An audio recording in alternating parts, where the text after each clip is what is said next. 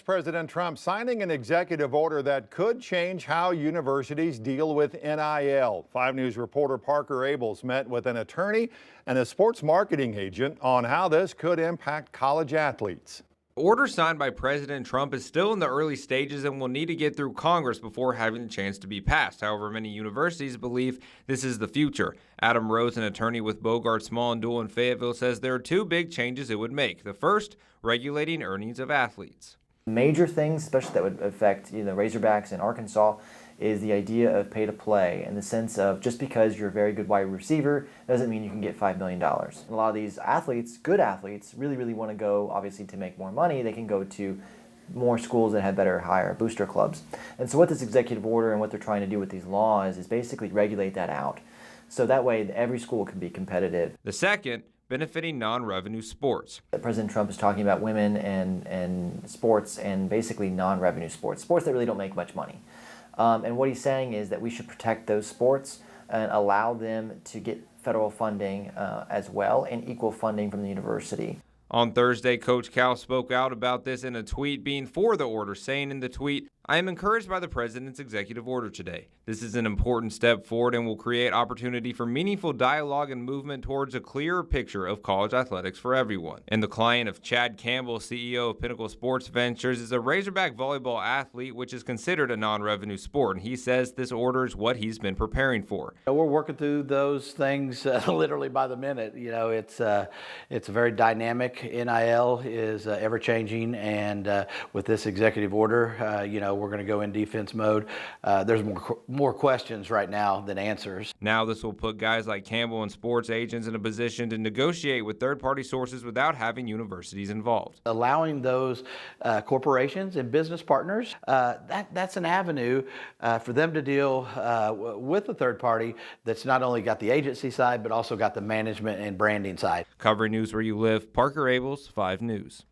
Former Razorback and NBA champion Jaylen Williams hosting his 2nd annual basketball camp at his alma mater, Northside High School in Fort Smith. Comes a day after his hometown honored him and longtime teammate Isaiah Joe.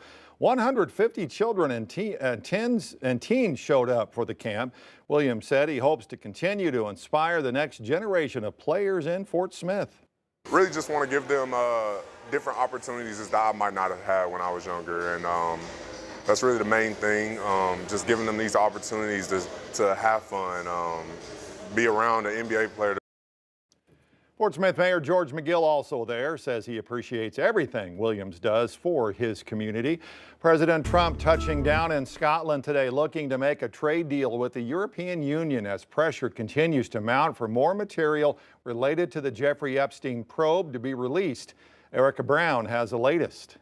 As President Trump touched down in Scotland Friday, he was cautiously optimistic about the prospects of reaching a trade agreement with the European Union. I think we have a good 50-50 chance. But as his tariff deadline quickly approaches, the president suggested there were a number of issues that would still need to be negotiated for a deal. The sticking points are having to do with maybe 20 different things. Trump also says the EU will need to lower tariffs to strike a trade agreement. The president's trip abroad comes as he continues to face questions about convicted sex offender Jeffrey Epstein. In Florida, the president's former personal attorney and now Deputy Attorney General Todd Blanche wrapped up a 2nd day of questioning with Epstein's co-conspirator and convicted sex trafficker Ghislaine Maxwell. Maxwell's attorney says she cooperated with the Justice Department, answering every question. We haven't asked for anything.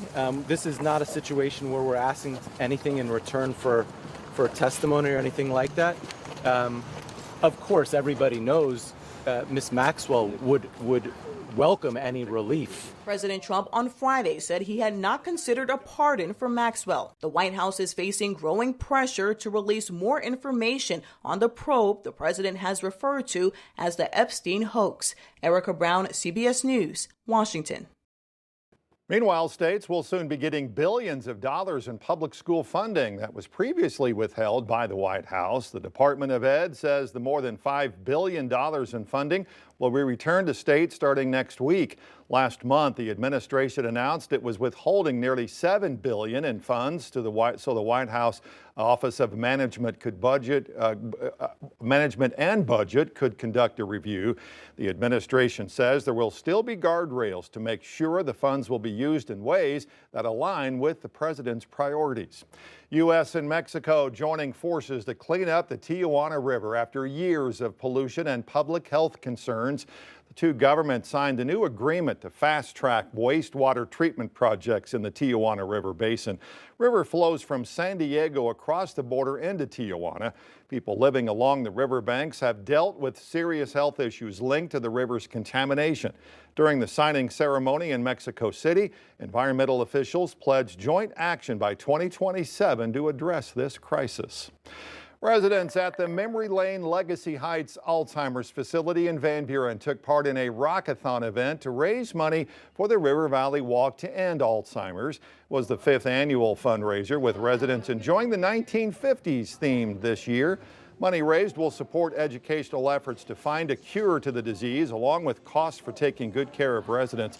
It is a much-needed cause for a state that is seeing more patients and less help for care.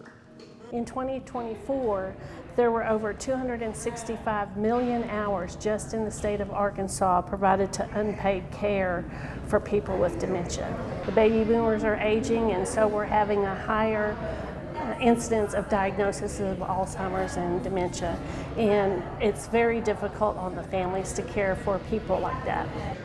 By the way, the Alzheimer's Walk in the River Valley will take place September 20th out at Chaffee Crossing. Still time to get a team signed up. A new study links dementia to air pollution research from the University of Cambridge that found long-term exposure to air pollution from car exhaust, emissions, wood-burning stoves, fireplaces, and construction dust were all linked to dementia and Alzheimer's. Researchers used data from 30 million people, mainly in Europe and the U.S. Where this is a huge limitation is because we're not fully capturing the risk faced by the populations in low and middle income countries, who often face much higher pollution concentrations. And therefore, I think that the burden is likely underestimated in our study. Scientists expect the number of people with dementia worldwide could triple by the year 2050. Well, it is one of the oldest festivals in the River Valley. It happens this weekend. We're talking about the Altus Grapefest in downtown Altus, Arkansas. It actually started today and will have a full day of activities tomorrow. There's going to be craft vendors all day. We have metal, crochet, pottery, art, you name it. It's out here. If you want a unique gift for Christmas, holiday, birthday, you get it. And then the food is also, we have Dave's Iron Skillet, we have fish, we have Filipino, we have all kinds of food. Altus Mayor Veronica Post is one of the many organizers for this year's event that began in 1983. Wine, we're going to have wine tasting all day, and the wineries are open as well, so people can come and enjoy the festival, the great music all day long, and tour a winery, and then come back and enjoy the park with us. And of course, there's grape stomping competitions. Go for it. Go!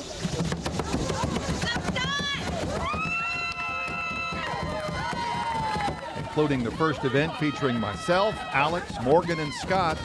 Go, Scott!